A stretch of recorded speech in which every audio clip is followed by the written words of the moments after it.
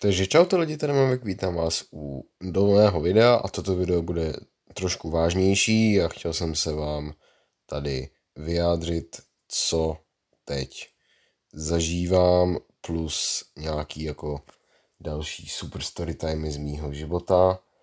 Takže já si myslím, že můžeme jít rovnou na to. Můžeme začít docela funny story timem.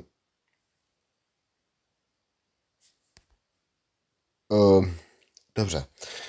Hnedka takhle na začátek můžeme začít storytimem, jak jsem se dvakrát zrakvil během jednoho dne. Takže jo, to budou vlastně dva storytimy. Jeden bude 5 let starý skoro a stal se na dovolený v Jizerkách, kdy jsem od té doby to už nedělám, anebo prostě bojím se to dělat. Já jsem týpek, co strašně rád posiluje ruce, jako bicáky, že jo, chápete, prostě chceš být namakanej, pořádnej, aspoň mít nařachaný bicáky, když nemáš břišáky, tak alespoň to. A chtěl jsem si tak zaručkovat. Co se nestalo? Klouzalo to, jak debil, plus kámo, ty vole, můj počítač vybouchne, já se omlouvám za zvuky vzadu. Počítač vzlítá, vole, do vesmíru. No, takže jo, já jsem vylezl nahoru, byl jsem asi v půlce a najednou mě to sjelo, já jsem tam hodil jsem tam hřičku na zem, takže jsem hodil prdeláče na zem, já se zvednu, do toho mě bolí začnu brečet, že jsem to nedal. Bylo mi, kolik mi bylo? 13, já jsem byl fakt jakože, ne, kecám, 11 mi bylo, nebo mezi, buď 13, 14 mi bylo asi, nevím. Já nasranej doslova.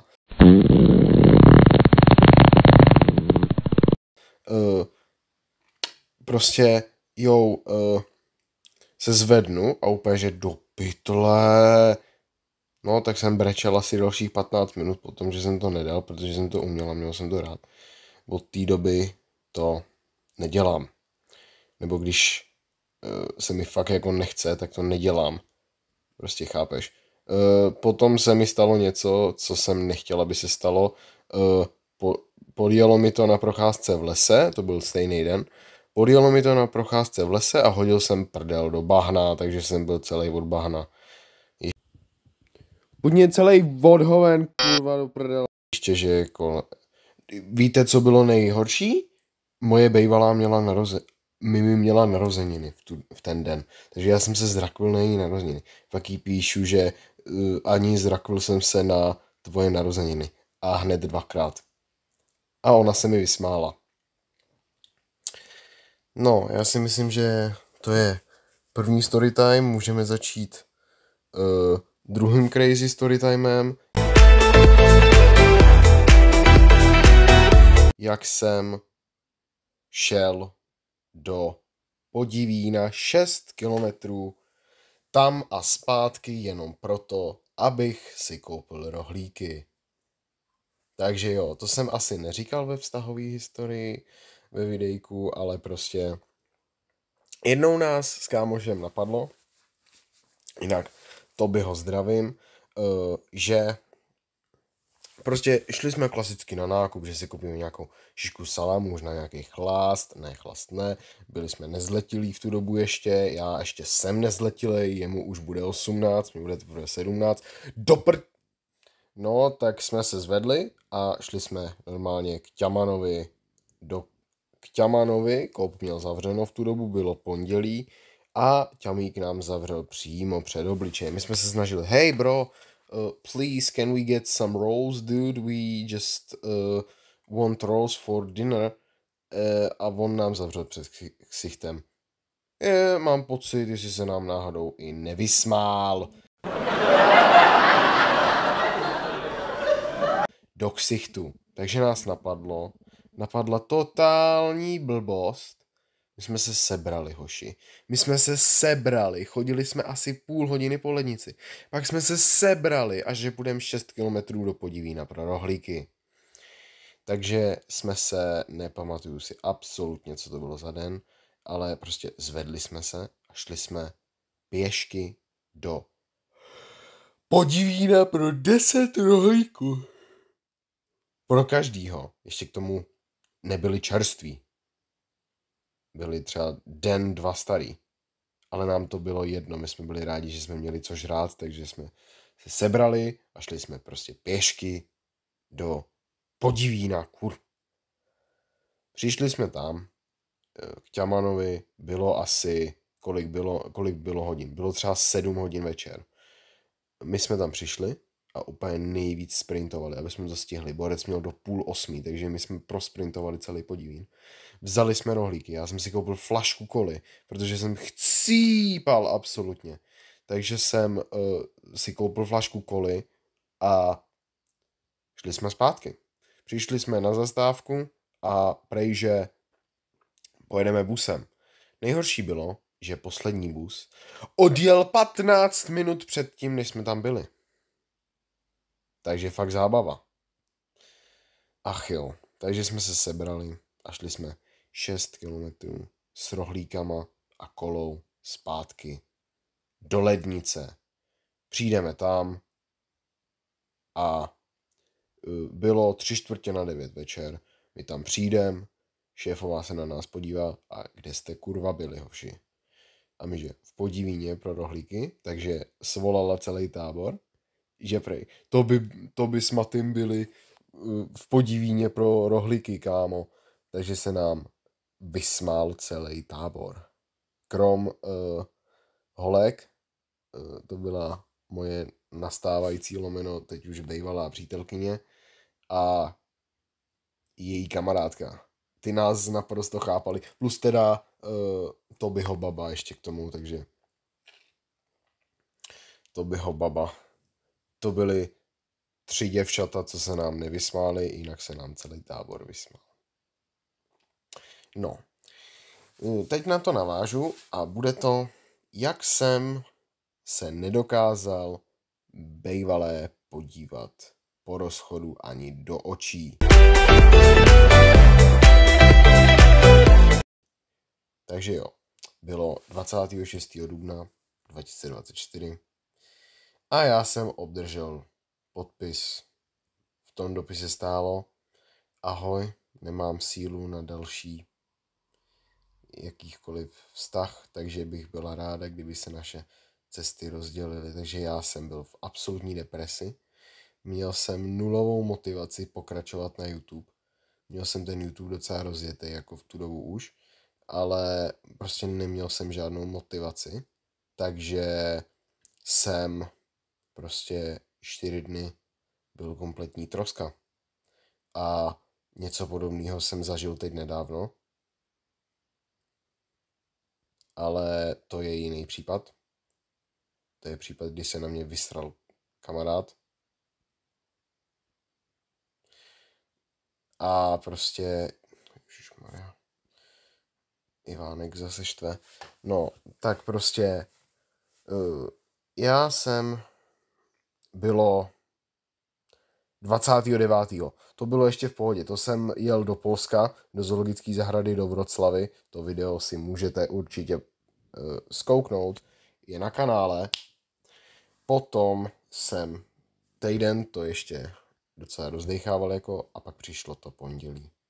Další pondělí. To už byl krásně květen. Bylo to 6. května. Můj bro měl narozeniny a já jel na hodinu Ajny, kde byla i moje bývalá přítelkyně. Já jsem byl celý v černém. Měl jsem kšiltovku, brejle, kapucu přes sebe. Já jsem se do sebe, kurňa, já nemůžu ani mluvit. Já jsem se do sebe tak brutálně uzavřel, já jsem to absolutně nezvládal v tu dobu, jako. takže jo, dopadlo to tak, že jsem si k ní sice sedl na do lavice, jako kdyby to normálně klapalo všechno. Lidi na Instagramu samozřejmě už všechno věděli a takhle. A já jsem sice normálně předtím jsme se i bavili při té hodině a prostě jako komunikovali jsme spolu. Teď já jsem se jí bál podívat i do očí. Já jsem se prostě furt odkláněl, furt jsem se rozhlížel po té místnosti, furt jsem byl nervózní. Já myslel, že si ukousnu ruku, ty vole, jestli to. Já jsem třeba každý 2 minuty jsem se podíval na mobil, kolik je hodin, že kurňa můžu už. Prostě já jsem byl tak vynervovaný, že to bylo něco. Takže jo, pak jsem se s ní rozloučil, to nějak šlo a prostě pak mám kontakt na její mamku, by the way, a napsal jsem jí mamce, že jsem se jí nepodíval do očí, jestli mi to věří. Ta mě naprosto pochopila, já ti za to děkuju, jestli to sleduješ, ale asi spíš ne, chápeš, ale prostě jo. A takže mě trošku nahypovala. Se mnou se to sice pak táhlo ještě týden, ty porozchodový debky a takhle, ale prostě teď už jsem naprosto v pohodě. Teď už mám zase ten pozitivní vibe, no, jak se to vezme, no.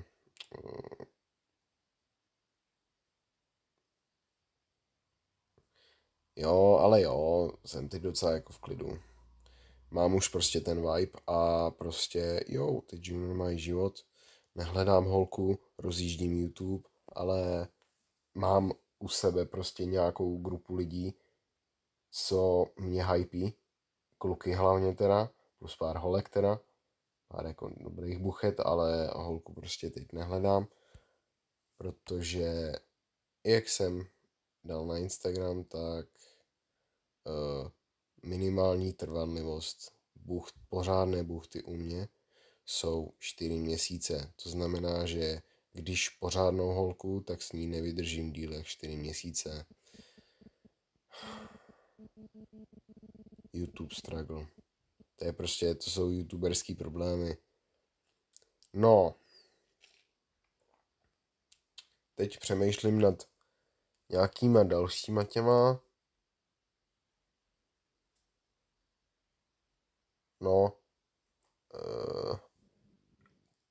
A plus teda ještě jsem si vzpomněl na Storytime z Anglie, který mám i natočený, máte ho ve vlogu z Anglie, nebo prostě příhodu, kdy 3krát mýmu parťákovi, zdravím tě chlape, ukrad náš pes, chápeme se, pes té rodiny, který s náma bydlel na pokoji, tak 3krát ponožku.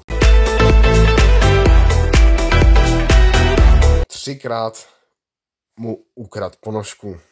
Jestli někdo pamatuje Barneyho Sniffera, tak ví. No, s tím kámošem jsme se domluvili, že bychom chtěli po maturitě vzít nějakou grupu kamarádů, plus teda pár holek a odjet do Anglie. Já bych mohl teoreticky mít do té doby novou přítelkyni, ale teď fakt jako nikoho nehledám, protože ten rozchod mě zničil a můj táta měl pravdu. Najít si přítelkyni až po 20. Takže pro mě až po maturitě. Protože mě bude 20. Až budu mít maturitu, tak já budu maturovat v 19 a 20 mi bude 2 měsíce po maturitě. Takže tak. No. Teď se nejvíc random věc stala, kámo. Týpek se disguisenul za mě a kuchnul mě potom. Kurňa. Těžký život. Teď ještě jednu, to bude spíš jako rada a storytime zároveň. To je prostě... Já vám radím dobře, nikdy, ale říkám nikdy, vole, jo? Nikdy, kámo. Nesmíš, zakazuju ti to. Se nechoďte učit něco důležitého s grupou kamarádů ven nikam do přírody a povídat si u toho, protože my jsme se sice učili latinu, bylo nás asi 6, tu poznávačku jsme potom zvládli, ale prostě řešili jsme totální hovna, takže teďka chodíme každou středu, protože máme prodloužený vycházky ven.